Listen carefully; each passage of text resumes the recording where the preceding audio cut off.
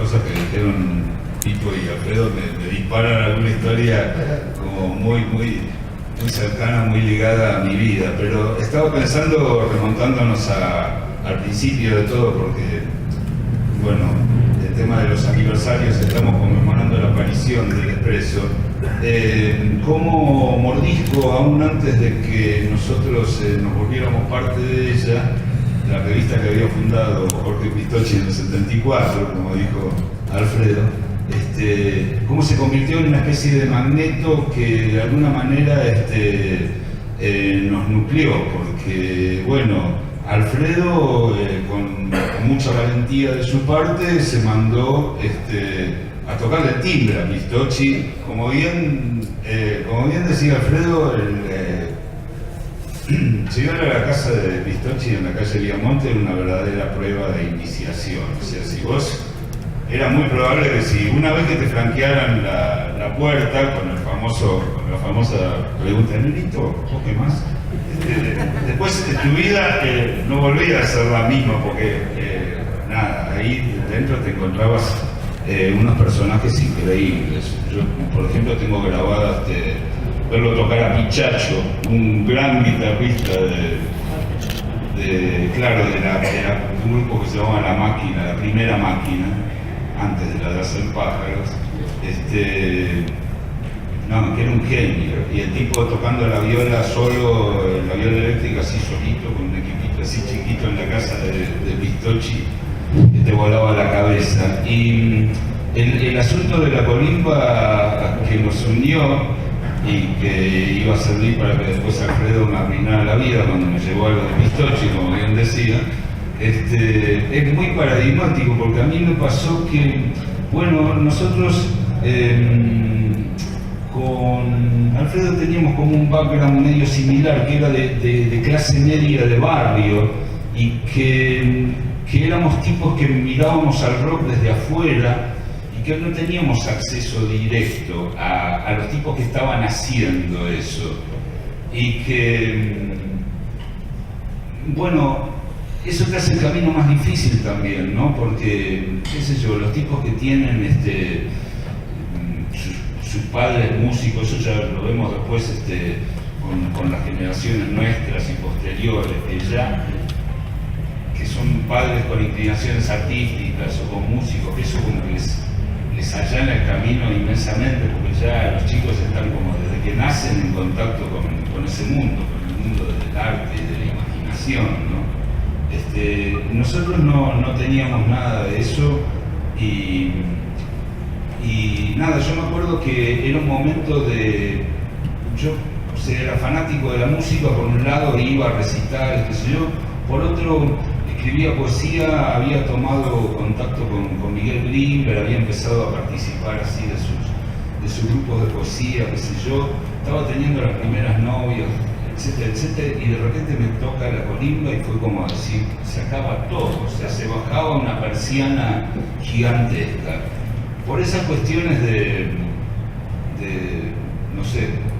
no sé cómo llamarlo, pero bueno, en realidad la colimba, además de un año de mierda, obviamente, pero significó que en vez de bajarse la cortina, se abriera una cortina, que fue conocerlo a Alfredo y a través de Alfredo conocerlos a Pistocchi, a Pipo, a Fontova, a todo el grupo inicial del Expreso, que fue muy increíble.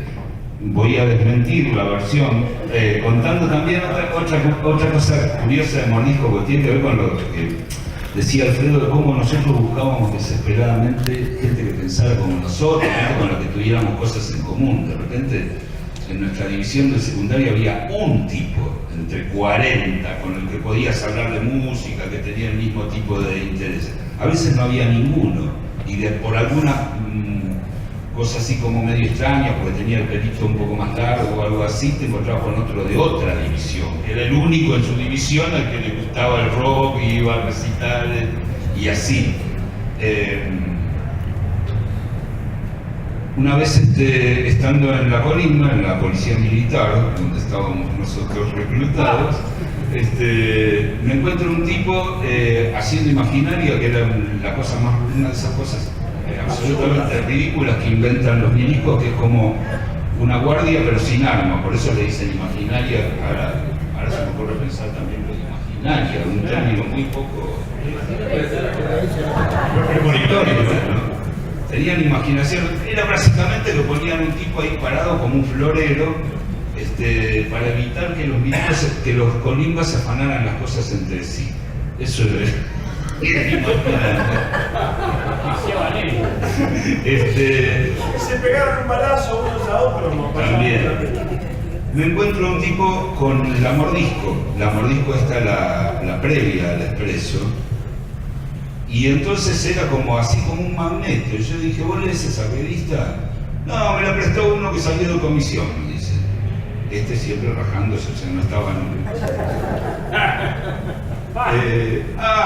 ¿Cómo se llama? Rosso. Entonces dije, Rosso, lo voy a buscar, porque Rosso era el dueño de la revista, o sea, ese tipo lee Mordisco. Cuando lo encontré, Alfredo, me enteré que no solo la leía, sino que colaboraba. Ahí se encadena el tema de ir a conocer a Pistocchi, que aparte el Expreso era una idea completamente utópica. O sea, nosotros nos reuníamos a imaginar una revista que tenía muy pocas posibilidades de convertirse en realidad, hasta que, Pistocchi tenía una cualidad así como medio mágica, que hacía que las cosas se produjeran. Y entonces un día nos llama y dice, Nenito, sale la revista. Pónganse a laburar, muchachos, porque la revista sale. Y también eso es curioso, porque el tipo que fue nuestro primer editor, que es Alberto Jania, también es curioso cómo se producen las cosas, porque Jorge andaba con una carpetita de acá para allá con el proyecto de la revista. Y entonces, lo conoce Ohanian, que era primero abogado de Spinetta, después se hizo amigo y después se convirtió en una especie de manager de Luis. Primero le fue embargar un auto. Primero le fue embargar un auto. Exactamente, sí, ahí empezó la relación entre Ohanian, gracias a Conejo García, otro amigo muy querido de la época del Expreso. Le fue a embargar un auto.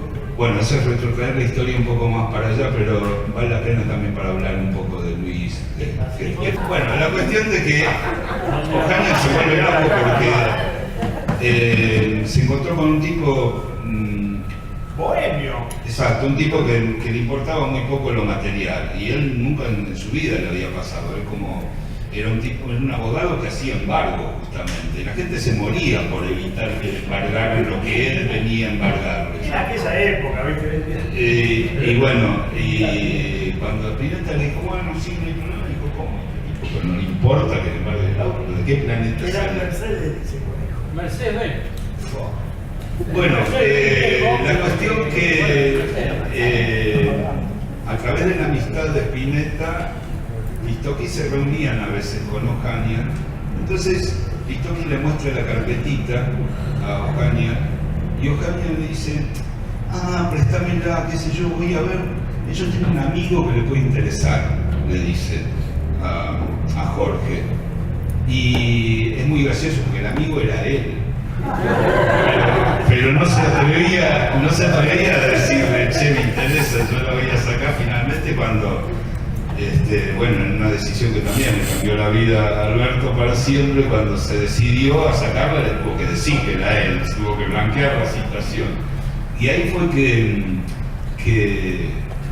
Jorge nos llama a nosotros ya para ponernos a laburar como más concretamente, y hay como una rara concatenación de hechos también, ¿no? Que nosotros con Alfredo, en una fecha que no nos vamos a olvidar más, nos dan la baja el 26 de mayo del 76, que aparte el 24 de marzo había sido el golpe, y entonces 26 Esto lo venimos haciendo hace 4 décadas. Entonces, a nosotros que veníamos contando no los días, sino las horas para que nos largaran, de repente nos informan que nos tenemos que quedar un mes más adentro, porque acuartelaron a la clase que entraba y a la clase que salía, que éramos nosotros, porque en previsión de posibles eventos que alteraran el orden social. Así que, bueno, y es increíble porque justo cuando salimos, que era como un momento que había que reintegrarse a la sociedad en medio de la dictadura que recién empezaba y que había producido como un clima de terror en todo el país. La cultura no existía. Yo me acuerdo que fue como un golpe así como muy increíble volver a la facultad de psicología, que durante la democracia había sido bueno, como un centro de actividad increíble, que estaban todas las paredes pintadas, entrabas y te bombardeaban con volantes, con cosas de todo, y llegás y estaba todo blanco, o sea, las paredes blancas, todo así como, era medio así como muy 1984 la cosa.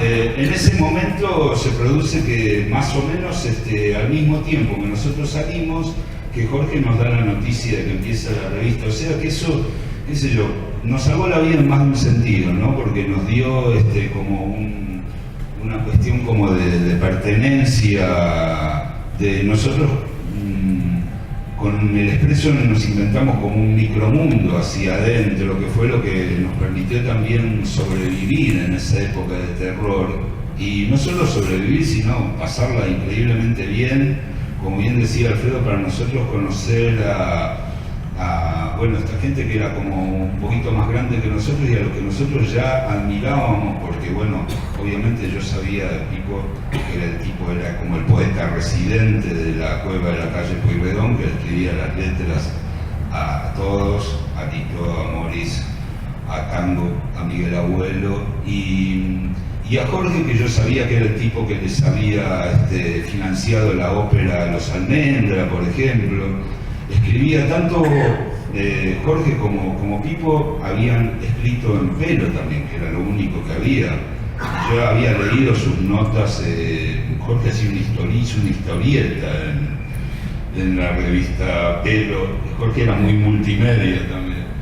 Sí, no solo les pagó los equipos, sino que les pagó el viaje para que fueran a comprar los equipos allá y volver con los Marshall y bueno, para una ópera que después no hicieron, pero que le quedaron eternamente agradecidos de todas maneras a Jorge, y ya en la época de Pescado, que fue como en una época más virulenta y más política, si se quiere, de Luis. Jorge era como una especie de gurú de Spinetta.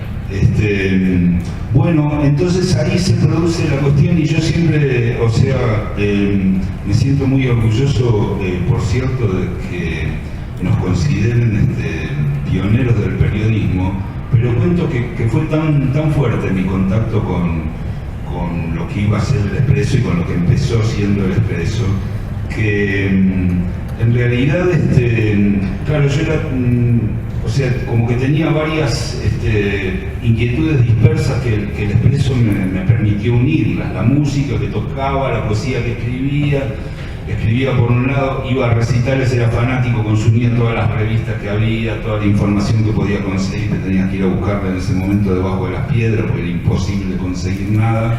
Y entonces, bueno, todo eso empieza como a juntarse cuando conozco el Expreso. Entonces, yo la verdad que no se me había cruzado por la cabeza ser periodista, sino que, bueno, la escritura me salía con bastante facilidad, y busqué como la manera de integrarme a esta aventura. Entonces lo primero que hice fue proponer que yo tenía disquería, y entonces tenía acceso a los discos que salían, porque en esa época las grabadoras por supuesto no nos pasaban las copias de promoción de los discos, que era una ciencia que aprenderíamos con el tiempo después. Pero en ese momento, incluso me acuerdo que este nombre que ahora nos resulta tan emblemático, llamábamos a la grabadora diciendo: nosotros somos de Expreso Imagina. ¿Eso qué? Un nombre que sonaba así como, ¿qué les pasa? Y cuando alguien venía con un disco, a ver, que no era que te traía, sino que se lo traía para él, nos reuníamos en su casa a escucharlo. Porque no había forma de copiar. Claro. En esa época no había forma de copiar un disco, un vinilo que alguien había traído. tal tipo se trajo tal disco, nos juntamos. Bueno, cuando nos juntamos en tu casa a escucharlo, lo cual también producía una cosa social muy linda en torno a la música, ¿no? Entonces, bueno, les propuse a Pipo y a Jorge ocuparme de la sección de discos, cosa que hice, con la sorpresa de que la sección de discos íntegramente escrita por mí apareció en el número 1 del Expreso. Después me obligaron a compartirla con gente como Alfredo, Fernando. Y tuve la sorpresa de que cuando sale el número 1 llega una carta de lectores, que en ese momento eran cartas escritas por los lectores, justamente por la gente, pero digo, eran un pedazo de papel en el que uno escribía, lo metía en un sobre, lo llevaba al correo. Llega una carta de Charly García, a quien yo no conocía personalmente en ese momento, ya era amigo de Pipo. Y entonces llego un día a la redacción y me dicen, che, llegó carta de Charly. Y ahí fue como un golpe, porque en ese momento yo no tenía ni conciencia de que un tipo como Charly podía leer lo que nosotros escribíamos. Y entonces me dice, che, y felicita por la sección de discos. Ahí ya por poco me caigo de culo, porque no tenía, noción no solo de que Charly podía leerlo, pero sabes que le gustara algo que había escrito. Y que no solo le gustara, sino que felicitara por eso. Nada, fue algo muy increíble. Siempre le digo que le debo una a Charly, porque a partir de ese momento en la redacción me empezaron a mirar con un poco más de respeto. Ya tenía como la chapa de Charly. Por eso al año siguiente lo mandaron a La Plata, entrevistaron a un grupito que reside. Yo quería decir eso, porque estos dos tipos que tenían 20, 21 años, no sé qué, y que eran humildes y asustadizos y tímidos, uno de ellos descubrió a Patricio Rey. Es verdad, aunque usted no lo crea, conseguimos entrevistar a Patricio Rey, que ahora puede brevemente contar la historia, y el otro descubrió a Sumo. Bueno, me permito ahí decir una cosa que es un poco también como una discusión de esta época, ¿no? El hecho del acceso a la propiedad intelectual. A nosotros el Expreso también nos permitió en forma total o parcial, para Alfredo y para mí era como un refuerzo de la plata que ganábamos en nuestros respectivos trabajos. Alfredo laburaba en una compañía grabadora, en Music Hall, yo laburaba en una disquería, y los que estaban fijos en la redacción, que eran básicamente Pipo y Jorge y Anelo Fontova, más algún secretario de redacción, podían vivir de su trabajo. La cuestión esta que plantea Pipo es delicada, porque también, poder vivir de su trabajo, ellos mantenían a sus familias y estaban con ese trabajo y estaban todo el día pensando en el Expreso. Y a nosotros también nos enseñó la posibilidad de que esto podía ser una profesión, que no era un hobby, que era algo que podíamos hacer de ahí en más. Esto no es posible con el esquema de hacer un blog gratis por internet.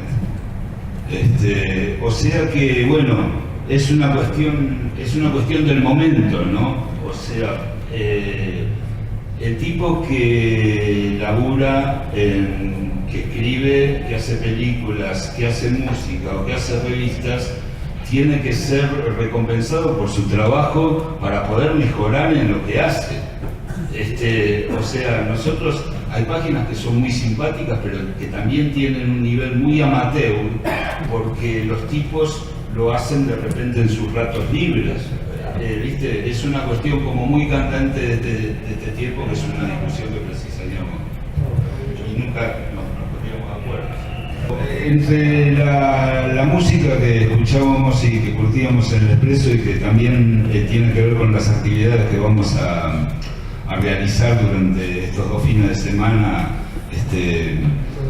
dedicados al Expreso por una iniciativa de alguien que es un músico y amigo y que era lector y fana del Expreso de la primera época y fue el que nos ofreció hacer esta locura acá en este lugar tan increíble que es Gustavo Mossi, que está presente aquí.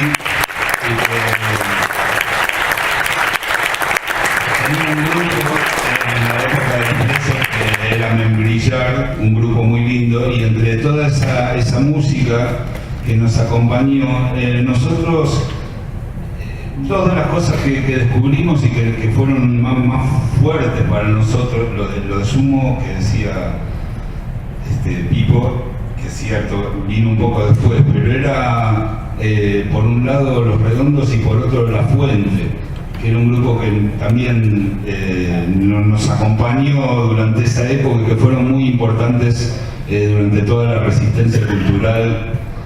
Y bueno, no se los recuerda tanto como otros, además de los Mía, que también tenían esa aventura creativa, claro, de producción independiente, con la familia Vitales, ¿no? Y Alberto Muñoz, que entre otras cosas fue mi primer profesor de guitarra, así que estaban como muy ligados a nosotros, y también La Fuente, aquí está Coco Romero, aquí. Nada. Recuerdo muchas tardes inolvidables en los ensayos de La Fuente, ahí en el departamento de la novia de Andy, viendo caer el sol sobre Buenos Aires.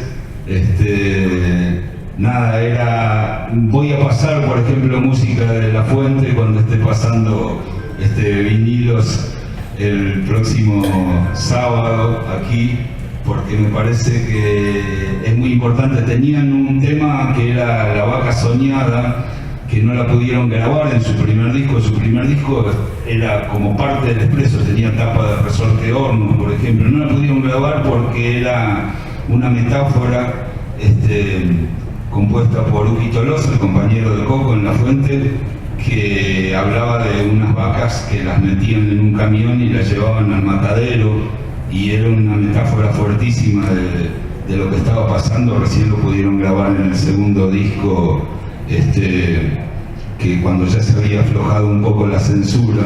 Pero tenían otro tema que era como un himno de sus recitales, que era La verdad siempre vive escondida, y que también era como una cosa muy... Una descripción poética, como usábamos en el Expreso, medio tangencial, porque no se podían decir las cosas directamente, pero decía la verdad siempre vive escondida como la liebre en matorral, y decía que los lobos la huelen, la persiguen, pero ella nunca se deja alcanzar. Bueno, eso quería decir, porque lo estaba viendo a Coco ahí, no quería dejar pasar la oportunidad, perdón, Marchi.